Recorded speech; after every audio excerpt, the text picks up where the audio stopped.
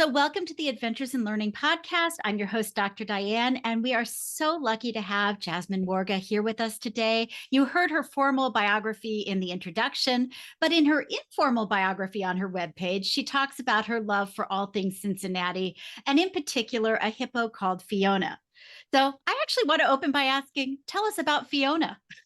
Yeah, so Fiona is a hippo at the Cincinnati Zoo, and Fiona was born early. So she was born premature, and for a long time, it was really touch and go around whether Fiona was even going to live, whether she's going to be healthy.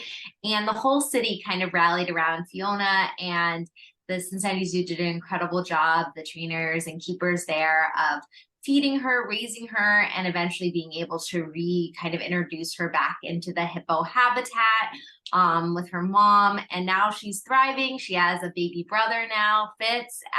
But she kind of became like symbolic to the city of the kind of this underdog story. And I feel like Cincinnati often feels like that, as like an underlooked Midwestern city. I mean, I have to shout out our Bengals won yesterday, and it's that same idea. We always feel like an underdog city. And so I think it's a fun vibe that the city has, that we get excited about those kinds of storylines and sort of rally behind our own. And so I think she has kind of become just like a symbol of sort of the city's resilience and that community feel that I feel like Cincinnati has, that we all root for one another.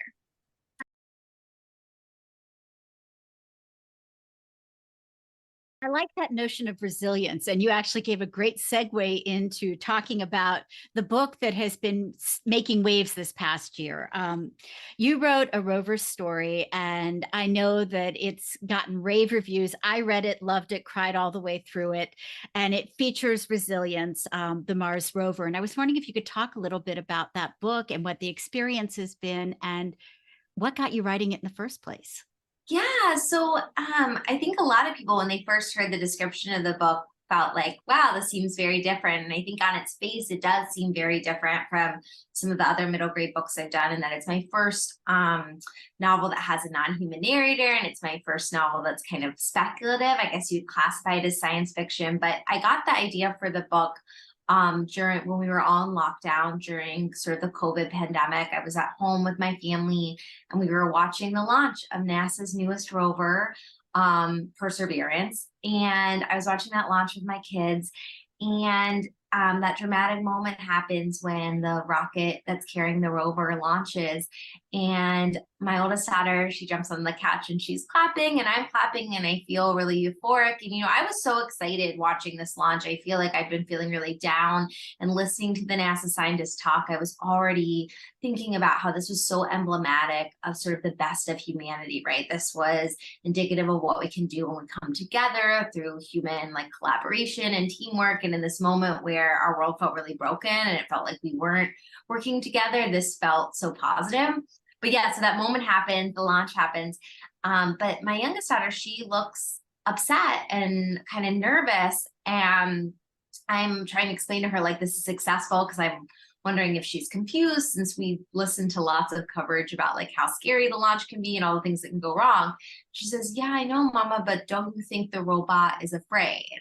And then when I followed up, she explained, don't you think they're afraid to leave home? And I thought that was such a beautiful question, right? And I think so many of us who write for young people for this exact reason, of their ability to have that kind of like empathetic, big imagination. And so I thought, oh, wow, that's a really good idea for a book. But it didn't really occur to me that I was going to write this book. It felt like such a stretch, but I couldn't let it go. And so I started researching the rovers. And the more that I learned about them, the more that the book fell into place for me. But I think my daughter's central question of, is the rover afraid, and is the rover afraid to leave home, really helped to ground me in the narrative and made it something that, even though it's much more speculative than things I've written before, I feel like I was able to get a footing into the storyline because of that emotional core question. That makes so much sense. And I think that emotional core question absolutely resonates. You hear it not just in Resilience, but you hear it through Sophie and the letters that she's writing.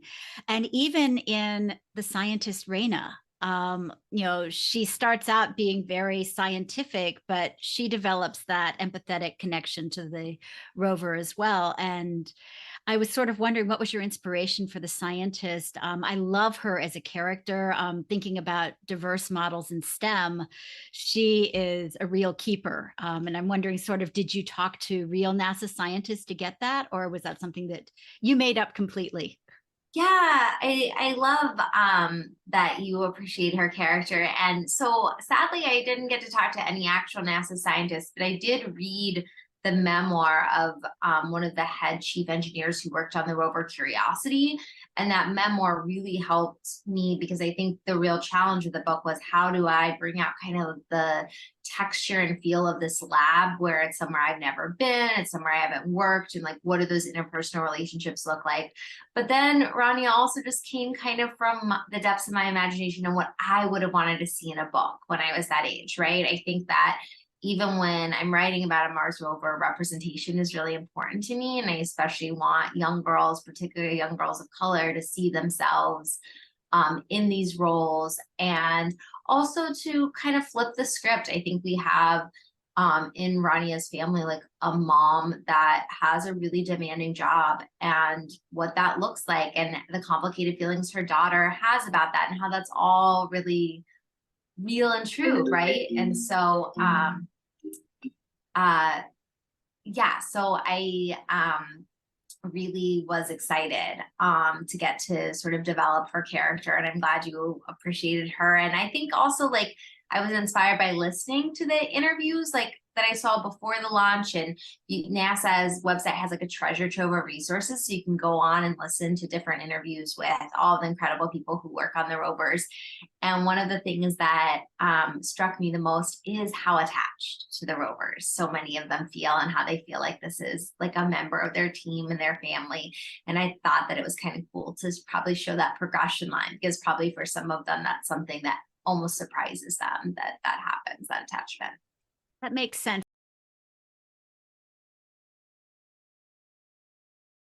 Now, I know you were a teacher. You've taught elementary school kids, and I'm sure you've been traveling the country promoting a rover story. What's the most interesting way you've seen teachers use your book?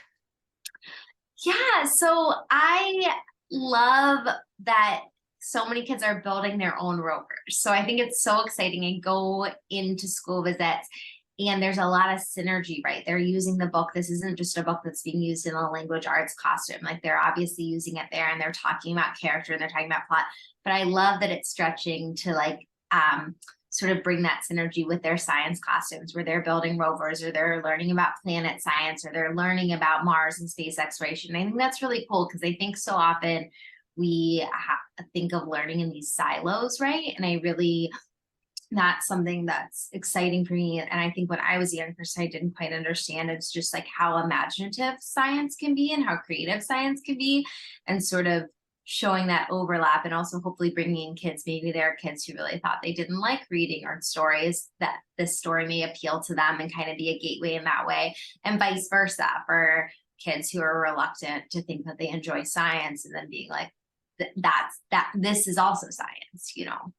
Yeah, I know when I was in the classroom, I loved thematic connections and being able to connect language, arts, and science in particular, for exactly the reason you're talking about, that you might just have that lightning strike where a child who didn't know that they loved science suddenly realizes, oh, I like books and I can do this too, or the other way around. And I think that's really important.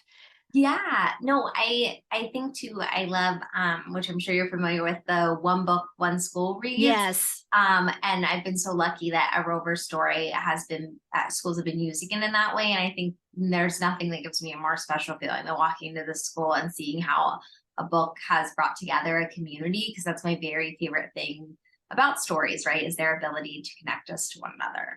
Absolutely.